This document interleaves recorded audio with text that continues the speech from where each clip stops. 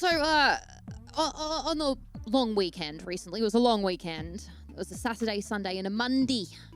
On the Monday specifically, my husband and I and our spawnling went to a barbecue. This was baby's first barbecue, and it was a barbecue that was held in a community garden. So for those who don't know what a community garden is, basically a bunch of houses around and all their backyards link in the middle to this big shared garden space where oftentimes there's chilies, herbs, other edible plants, sometimes a small farm, like chooks, goats, whatever it is. And the idea is that all of the houses surrounding the garden contribute to the maintenance of the garden. Some gardens have like a little space where you can play sports ball or whatever it is nearby. Different gardens are different. Some have greenhouses, some have, little shed areas, barbecue areas, all sorts of things. So there was a bench set up in this particular community garden, and the locals who lived there were throwing a barbecue. We were invited. We are not one of the locals, so we don't live in one of those houses, but we came along regardless, and very grateful to come along. Very happy to be invited. And I learned a few things, just not 100% relevant to this topic, but very important to pass on these wisdoms, these little golden poo nuggets of knowledge. One of them is that having a baby and going to a barbecue like this is significantly harder than not having a baby and going to a barbecue like this. There's a certain baby gymnastics involved. There's baby gymnastics involved because, the baby is quiet and calm and happy and just peacefully looking around. Never. Maybe for 3 seconds if you're lucky. There's a moment of it. There's a little glimmer, a silver lining of hope. They give you that hope just to rip it away from you. That's why. There's some sort of secret Illuminati baby network where they're communicating with each other, being just give them hope. Just give them hope for a few seconds and then take it away. Next 3 hours, just screaming. So there's baby gymnastics involved. You can't just sit with the baby. You put the baby in the stroller. Baby doesn't want to be in the stroller. You put the baby on your lap. Baby doesn't want to be in the lap. You stand up. You rock the baby. She doesn't like rocking anymore. Okay, you stand still. Doesn't like that. You sit down. She wants standing. You stand up. She wants sitting.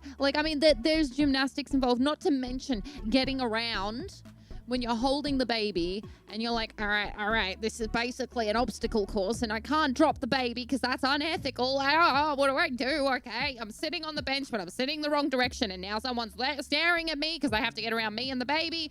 What do they expect? Now the dog is on the leash and the leash is tangled around my foot and they're staring at me being untangle your foot. And I'm how am I meant to untangle my foot? The baby doesn't agree with movement. Right now she wants me to be still. Like a statue. If I move, your dog is free. If I don't move, the baby is happy. I cannot have both things at once. Screw your dog. Have you heard my baby screaming? Trust me, you don't want it. So there's baby gymnastics involved. But the other thing is, up until this point, where I've mostly been meandering amongst the general public. That's French for general public. General public. I've actually found people are a lot more social. A lot of people tend to come up to you and go, "Oh my God, it's so cute, it's small, I think it's a baby." You're really? Haha, yes, correct. A lot of people really want to point out your baby and how cute it is, and they want to come up to the baby and poke their finger at it and squish its little cheeks. You want to slap their faces, be she doesn't like that. They also, want to tell you their life story and the fact that they had a baby themselves once. They were a baby once. And you're I don't know you, Janice. I'm just here to order a cafe latte and you are a barista. Can you please serve me my cafe latte? People have been really communicative since the birth of the baby. So I always thought the baby's been a pretty good conversation starter. It's been a good way to meet new people, random people, just randomly at all times, no matter where you are. Often surprising people as well. Actually, the other day there was a homeless lady that started up a talk with us. I was like, she crazy? She's like, "Ah!" And then she saw the baby and she's like, oh, that's adorable, and had like a very lovely conversation, and then went back to being like crazy homeless. I'm like, I respect that, but like, you know, it's always been a social thing. At this social event, I learnt, no,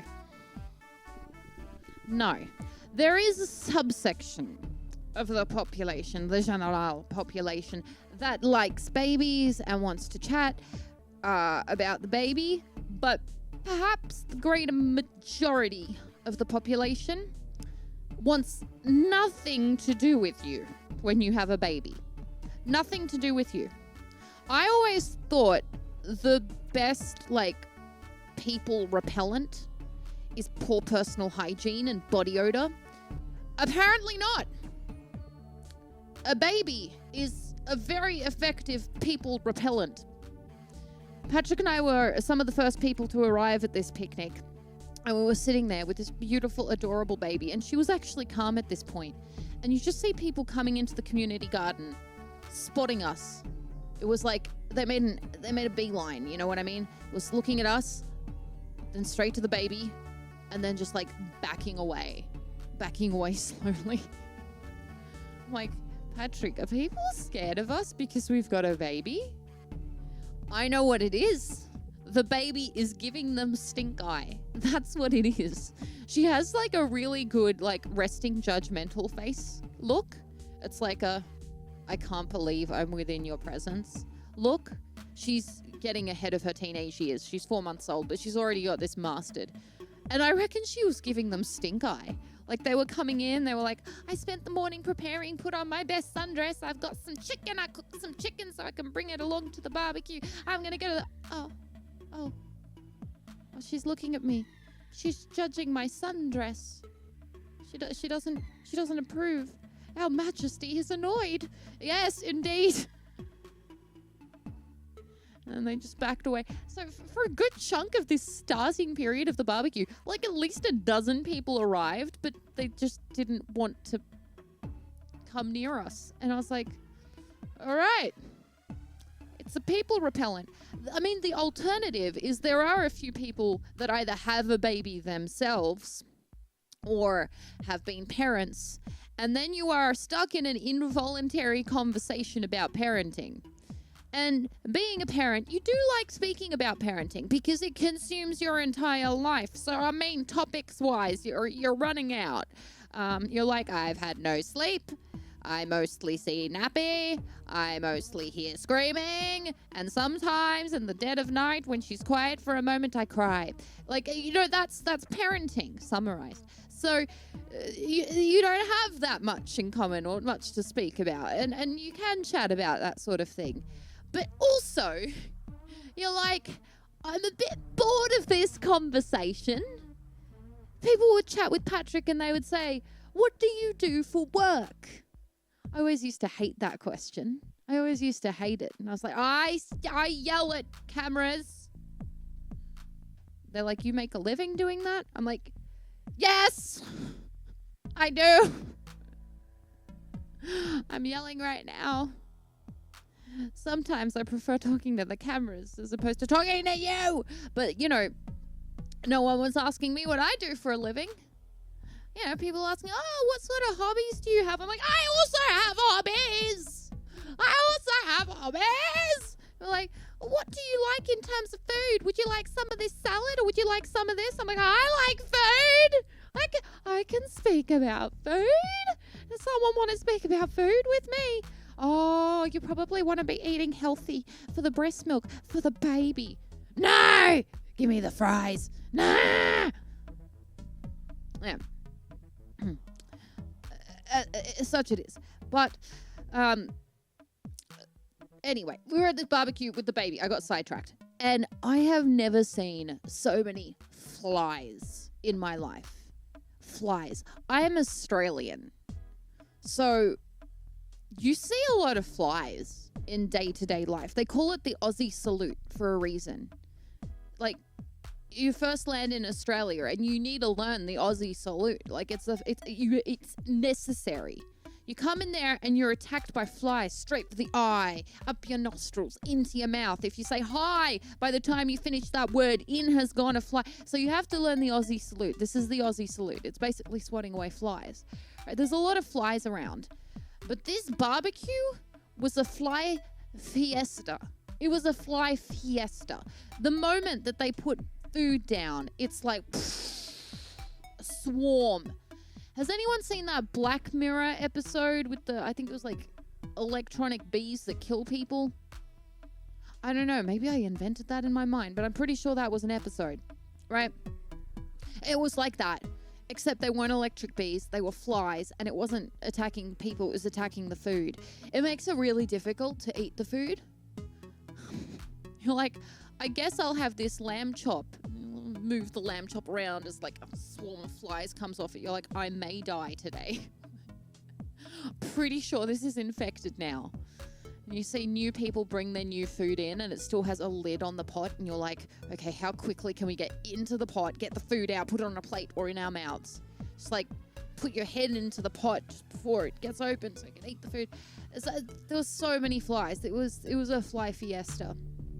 And we were hanging out around this table, and at one point one of the people at the table asked one of the kids to go get the salt so that we could salt the flies and consequently, I suppose, the food underneath the flies, because it was unsalted.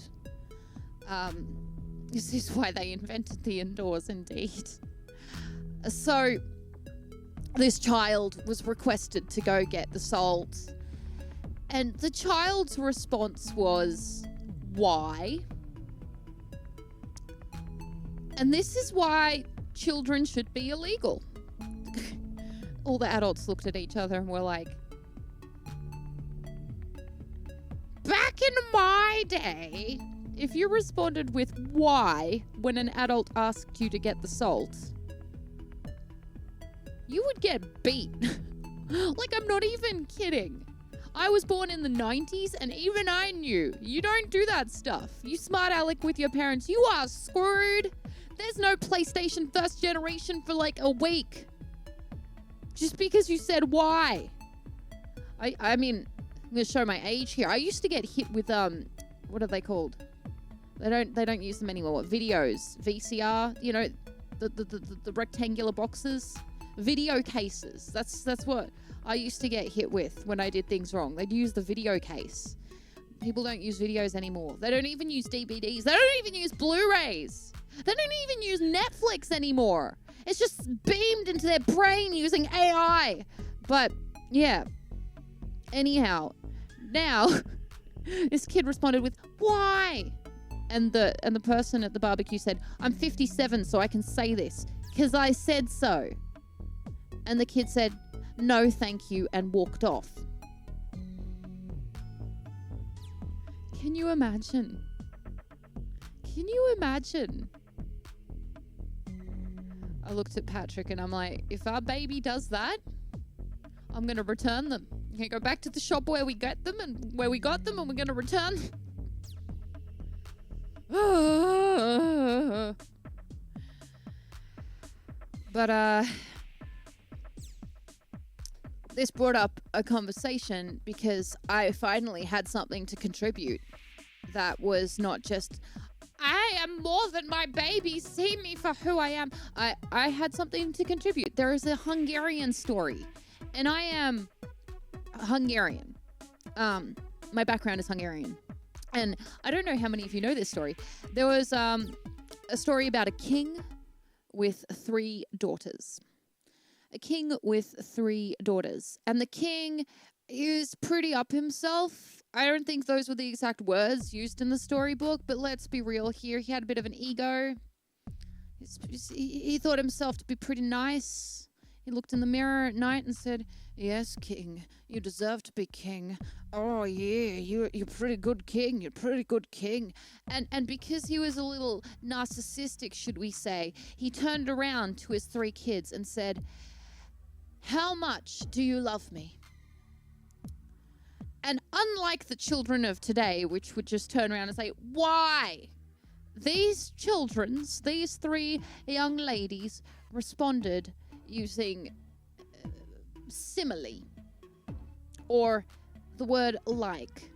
Very teenager of them, like to use like. They said, the first one said, I love you like gold. I love you as much as gold. The second one said something similar. I love you as much as, I don't remember exactly, maybe silver. That's not quite as good as gold, but they weren't real creative with their thinking. And then the third of the daughters said, I love you as much as salt. The king, bit of a douche swizzle. And he turned around and said, huh? Salt?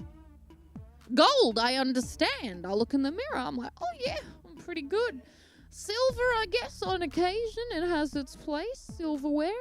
But salt? How dare you? And then banished her. Banished her because her simile was not good enough. Not enough love. You have to love me more than anything or you are banished. That is how it works. That is parenting. And she was banished. Now she was pretty she was pretty upset about this. I love this comment. Ambivalent wrote, I have come to regard you as someone who I have met. She was assaulted. Yes, indeed. She was assaulting him with this compliment. But she decided to take her vengeance. And she used her great powers that a young teenage princess obviously has to stop all of the salt shipments from reaching the palace. So the king could no longer attain salt. And the cooks and the chefs in the like castle quarters couldn't cook with salt anymore because there was no salt. So they served the food without salt. And the king, got his like golden fork and his silver spoon, and he dug in and went to eat the food and was like, bleh! Have you ever tasted food that hasn't been salted? It tastes like celery or carrot or whatever it is, but like without salt. It's hideous. It's hideous. It is sadness embodied. It is nothing but misery. And that is what he realized. He realized, what was the point of the gold? What was the point of the silver? What he really needed was salt. And so he apologized profusely to the daughter and banished the other two. Or something like that. Anyway, it's an old Hungarian story. And telling this story helped me realize that there are so many secret Hungarians that lurk amongst us. Hungary has a pretty small population. I mean, it's a pretty small country. But apparently there are secretly Hungarians lurking everywhere. Because half of the people at this party were part Hungarian. I was like, what? They're like, yeah, I'm half Hungarian. I'm like, since when? Since when is everyone part Hungarian? Okay, all right. Do you know Hungarian? No, well, of course you don't. Language is complicated. Just because you're like 700th grandfather, great-great-great-grandfather 5 times removed was Hungarian. You're not Hungarian. Anyway, GIFFTY. Thank you for the follow. There was a lot of Hungarians around. That's what I learned. I got distracted again. Community garden. That's what we were speaking about. So we were at a community garden and we were chatting about Hungarians, salt, and babies as the flies were devouring our food. And it was at this point, thank you for the follow there, George. Muchly appreciated. It was at this point that I was really hyper-analyzing this community garden situation. When we first walked in, it seemed like a utopic paradise, honestly. It was so beautiful, and it was like, oh, it brings everyone together. It's so nice. It's like a community thing, because it's a community garden. It's in the title, community. It's right there, community. And then having now been at this barbecue where you've got all the various people from the different houses around, and having seen, firsthand what this situation is like, I don't actually think that they've got it too bad. They're doing pretty well with it. But community gardens could really go so wrong. They could go so very wrong. Because when you buy a house that is attached to a community garden, you're buying the house. The community garden just kind of, comes with it. And the idea is everyone's meant to contribute to the maintenance of this community garden. But let's be real, Gerald does all of the gardening. No one else does the gardening. Gerald does the gardening because Gerald is the gardening enthusiast. He knows everything there is to know about fertilizer. He sniffs it on the daily. He's really into it, okay? Don't question people's hobbies, but also no one wants to do it and Gerald's doing it, so therefore Gerald does 99.9% of the work. Really, it's Gerald's world and we're just living in it. However, Frank's children, both of them, Frank Jr. and Frank Jr. II, use the garden approximately 2,000% of the time. Yeah, every day you look out there, there's Frank Jr. and Frank Jr. II running around with their stupid voices and their stupid ball, doing stupid things in the garden, not respecting Gerald's hard work. His little chrysanthemums are dying because of freaking Frank Jr. and Frank Jr. II. They're running around throwing their ball 2,000% of the time. And how much is Frank contributing to the garden? How much? He's contributing the minimum $10 donation monthly. $10 monthly. That's the minimum, and that is all that Frank is contributing. I mean, considering how much his children are using the garden, don't you think Frank should be contributing a little bit more? We all think so. We all think so. But you know who should be contributing even more than that? Lily.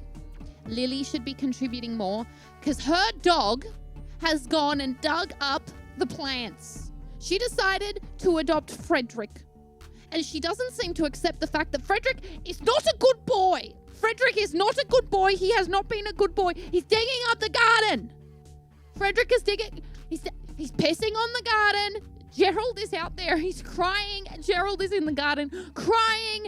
Frank Jr. is running around. And Frederick is digging up the garden. And Lily's like, he's such a good boy. He would never do that. That wasn't Frederick. And Gerald's like, but he's doing it right now. Can't you see him? His leg is up. The piss is coming out. Yeah, it's basically fertilizer. It's helping the plants grow. It's not helping the plants grow, Lily. But Frank II, there's a second one, is also present. And Frank II disagrees with Gerald about the ratio of thyme to basil in the garden because they are growing too much thyme and not enough basil in the garden.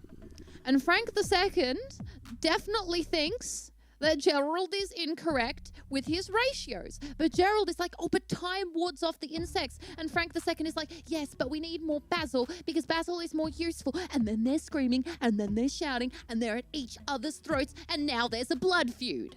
Now there's a local blood feud. Prior to the garden, there was no blood feud, but now there's a blood feud. In the middle of the night, they had to install a blue light. They had to install cameras everywhere because Frank II be creeping. He'd be creeping. He's around Gerald's place. He's punctured the tires of the car. He's getting back at Gerald for that time thing. THYME. And it's a whole thing. And there's no opt-out. You can't opt out. If your house is attached to the garden, you're attached to the garden. And this is particularly an issue for Violet, because Violet is a witch, anarchist, antinatalist, PhD holding Satanist. And she doesn't want to be part of this. She doesn't even like people. But she just happened to buy a house that's attached to a community garden. And now she has to tolerate all these freaking people. She still has to pay the $10 fee. And she still has to water the parsley. She doesn't even eat parsley. Some think that she's actually a vampire and she can't go into the garden because the sun will burn her and there's garlic there. Erd, thank you so very much for that subscription. Greatly appreciated. Why don't Frank II and Gerald just agree to a slightly larger garden? Well, that's because it's a community garden. You can't expand it. You know what I mean? No matter how much Lily's dog tries to dig a second layer. And there's also chooks in the garden because, you know, some of these community gardens, they have not just the plants, they have the animals as well. There's chooks in the garden. No one really knows how to tend to the chooks. And Frank II, in case he wasn't annoying enough to start with, is also a vegan. And Frank II thinks we shouldn't be harming the chooks. Frank II thinks that we shouldn't be taking their eggs from them. Frank II is saying, that's basically chicken periods. Why would you eat chicken periods? Why would you cook the flesh of your brethren? It's like, we're not chickens. And it's delicious, Frank II. Have your taste buds died? Too much celeriac? So there's another issue. Gerald's really building his army here at this point. No one invited Frank to the community garden barbecue because, like most vegans that, you know, have things to say, no one likes Frank II. Yes, and everyone's totally sick, absolutely sick and tired of pretending to enjoy his buffalo mozzarella or his shepherdless pie. No one wants it. Everyone wants cooked chicken. Everyone wants cooked chicken from the pen in the garden. One of those chickens kept giving stink eye to everyone anyway. Just like my baby did.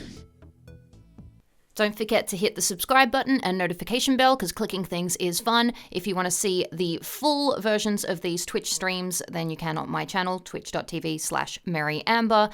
And if you want to catch VODs, if you've missed streams, then check out my Patreon, Ninja Club, patreon.com/MaryAmber.